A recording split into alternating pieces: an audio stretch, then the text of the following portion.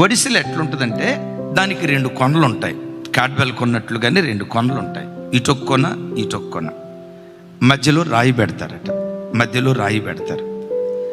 ఎలా దాన్ని వాడతారు అంటే దీన్ని ఇలా గిరా గిరా గిరా గిరా గిరా తిప్పి ఒక కొన పట్టుకొని ఇంకో కొన వదిలేస్తారంట.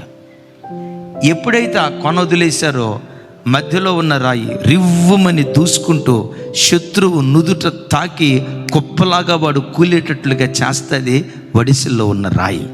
దైవజనులు రాజశేఖరయ్య గారికి దానికి చెప్పే అద్భుతమైన నిర్వచనం ఏంటంటే, ప్రతి మనుషుని చేతిలో లోకం ఉంది, పరలోకం ఉంది.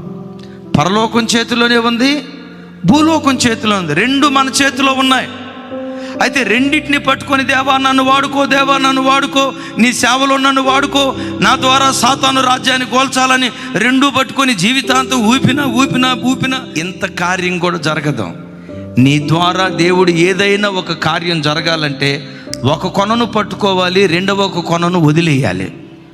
దేవుడు నీ ద్వారా అఖండమైన విజయాలు నీ ద్వారా దేవుడు సాధించినట్లుగా లోకమనే కొన క్రైస్తవుడు విడిచిపెట్టాలి. పరలోకపు కొనను పట్టుకునేటువంటి వాడిగా దేవుని దగ్గర బ్రతకాలి.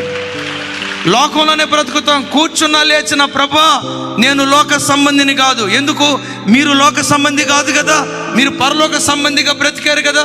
మీరు లోక సంబంధి కానట్లు నేను లోక సంబంధిని కాదని పరలోకాన్ని పట్టుకొని ప్రభు కొరకు మనం బ్రతికితే నీ ద్వారా సాతాను రాజ్యాలు దేవుడు కూల్చివేయటం ప్రారంభిస్తాడు. అపవాది రాజ్యాలు కూల్చివేయటం ప్రారంభిస్తాడు.